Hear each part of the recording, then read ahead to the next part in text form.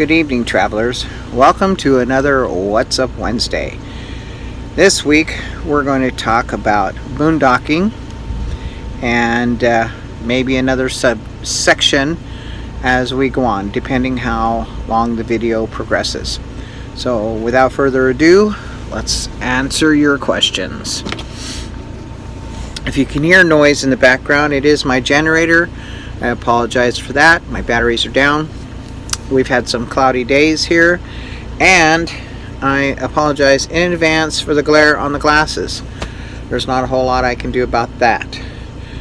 So, without further ado, boondocking. Question number 1. When you're heading for somewhere to spend 14 days,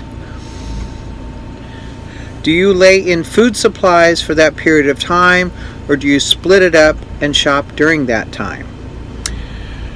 Well, number 1, I don't like to spend 14 days in the middle of nowhere. I have finally figured out that 6, maybe 7 days tops is my max. Now, if we're traveling, kind of like the group of us did on the Olympic Loop, we did go through some towns so we can stop and grab something there. And usually there is a store, close by wherever we're camping.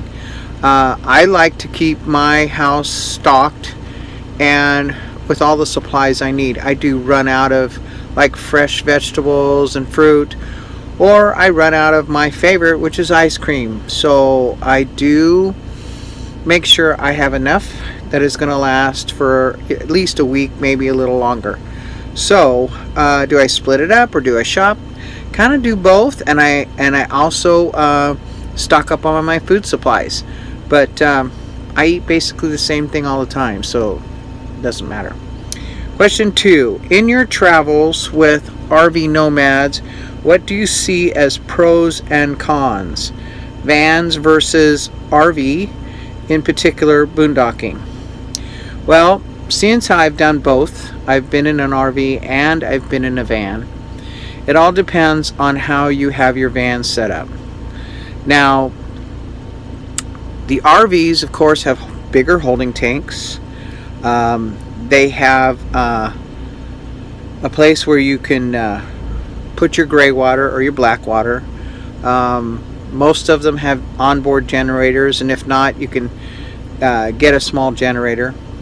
So, boondocking an RV works really well, but so does a van. Like I said, it depends on how you have your van set up. My van is set up to live off-grid no matter where I am, whether I'm boondocking or in the city or in my kids' backyard. I don't necessarily have to plug in. I just stay out for periods of time, and I have solar, I have plenty of power. I have a comfortable living space. I think that's important for boondocking, is a comfortable living space inside and out. Mine's pretty comfortable. So those are the pros. Well, it says pros and cons, van life versus RV in particular. I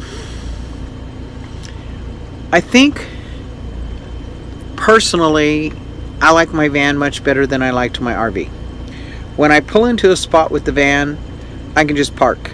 If I'm a little off-centered, okay. As long as my head is elevated, I'm alright, because I sleep side to side. If I'm too far on a slope, I'll put out my little things I drive up on and get myself kind of level. With the RV, I had leveling jacks. That means you have to put them down, you have to pick them up when you park. With the RV, I had a slide. I don't have a slide with the van. I don't have to put a slide out. I don't know. I liked both, but I really like my van better. It just depends on personal preference. I have a lot of friends that travel in RVs and they really, really love them. Like I've said before, when I tell you subscribers what kind of vehicle to get, number 1, make sure it's paid for if you can, as close to paid for as possible. Number 2, get the smallest rig you're comfortable living in. If that's 40 feet, get a 40-footer. If that's 10 feet, get a 10-footer. Get the smallest rig you're comfortable in and that you're content in. If it's too small and you're uncomfortable, you're going to hate this life. And if it's too big and you can't park places and you can't get around, you're going to hate this life. So it all depends on what you like. If you're comfortable parking a great big rig, get a big rig. If you're not, get something smaller. My rig is 19 feet, and then you add the trailer, which is an 8 foot long with the tongue. It makes it 10 feet, so I'm at 29 feet, almost 30 feet when I'm pulling around. But I have that brake because I got the trailer, so I can turn, blah, blah, blah. And I can always drop the trailer if I want to. So anyway, it just depends on what you want. Question 3, do you see a lot of trash on BLM, other free campsites? I see a lot more than I'd like. I see a lot more out there, and it is causing problems for the BLM. They're closing areas because of garbage, and they're closing areas because people are neglectful and not following the guidelines of the BLM. The BLM is out there to protect our lands and to manage it. That's what they're for. It's called the Bureau of Land Management. That means they are hired by the federal government to manage our public lands. And by management, they have to deal with wildlife, the plant life, the destruction and disturbance of the ground. Just by driving on it, you disturb the natural habitat of the ground. So they have to manage how many rigs are out there or how many people use it. Sometimes they close whole areas so that the vegetation and that can grow back. If you leave trash and junk, they close it quicker. There's a sign out in Craggy Wash, which is up by Lake Havasu, that says pack in, pack out, love it or lose it. Okay, and they mean it. If you don't love the land and you don't take care of it, you will lose the land. So be mindful of that when you're out on any public ground, BLM ground or Forest Service ground or state parks, county parks, whatever. Pick up your campsite. I don't care if you dropped it. There are a lot of idiots out there that just like to throw things on the ground and they think mama's going to come behind them and pick it up. Well, mama's not there anymore. So pick it up yourself. Clean up your campground yourself. Be responsible. Leave no trace. Very important. Part 2 of that question is, do you feel this would be intruding or the undoing of the nomadic lifestyle? No, I do not, because nomads have been out since the dawn of time. I don't believe it will be the undoing of the lifestyle.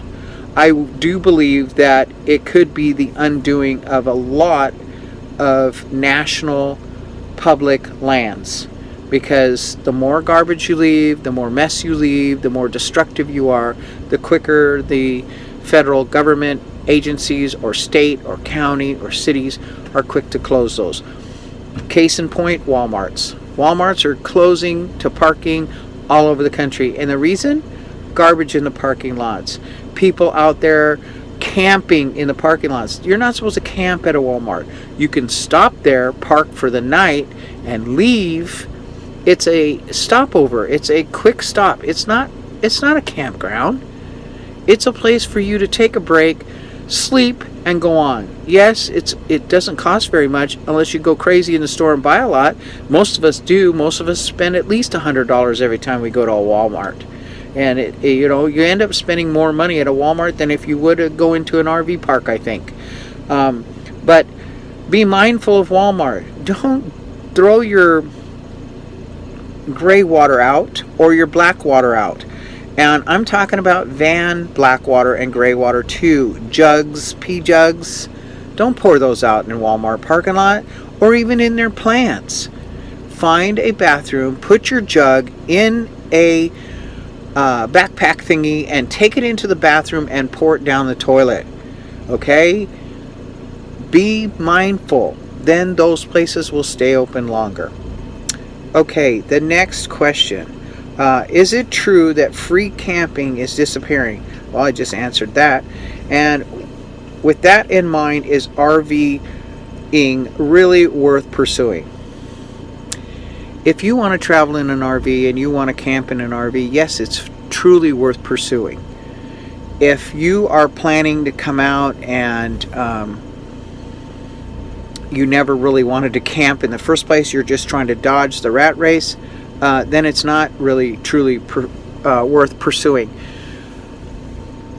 RV and nomadic lifestyle, van life, schoolie, whatever you want to call it, is not as easy as put out on videos. I'm going to say that again. It's not as easy as put out on videos. There's a lot of people that come out here that are ill-equipped. Their rigs are not set up to live in. They come out with no money. They get in situations to where they get flat tires, or they have an engine problem, or they have a transmission problem, or something goes haywire. Just this week when we were at the van build, there was a lady out there, her van burnt to the ground. There went everything she owned. Everything she owned. If she did not have an emergency fund or didn't have the help of the community, she would be homeless. It's always good to plan. Yes, some things are going to happen that you can't plan for. She didn't plan for that fire to take out her rig, and the community rallied around her, and you will see that on the some videos that Jamie did from the van build. They got her a van and they built it out, and they helped her get back in her van. One of the things that I want to say and strongly pursue or state is that coming to the van build is not a handout, it's a hand up. When you come to the van build or come to any of these events where people are going to help you with your vehicle, please jump in and help. Be a participant in the build. Be a participant in whatever they're doing. And not just to tell them what you want, but get in there and get your hands dirty. Get a screwdriver, get a hammer, follow and learn what they're doing to your rig. If you don't understand solar and you're getting solar panels on your rig, or you're getting a solar setup, get in there and watch how they do it and ask them what they're doing and how this system works, so that once you take over the van, you know what you're doing and you can travel and you understand what your systems are. Help with the builds. This is not a handout, it's a hand up. And yes, RVing is really and truly worth pursuing if that has been your dream and that's what you want to do. I enjoy it. Some people don't, but I do. Okay, and I plan to be doing it quite a long time. Anyway, this has been kind of long, so that's the only topic I'm going to cover this time, which is boondocking. I just came from Jamie Diamond's van build. I was working on toilets there, and I'll be putting out a video this Sunday on that. And don't forget, I will be having a meetup in December 15th through the 18th at Roadrunner BLM in Quartzsite, Arizona. And that is this December 15th through the 18th. Sorry I didn't get a video out on Sunday. We had no signal where we were having the van build. So anyway, remember to always follow your heart, embrace your dreams, and cherish your life, and get out there and do something fun today. Thanks for joining me on What's Up Wednesday. I'm having fun doing these, and I think you guys are having fun watching them. That's what the comments are telling me. Until next time, have a good evening. All right, bye-bye.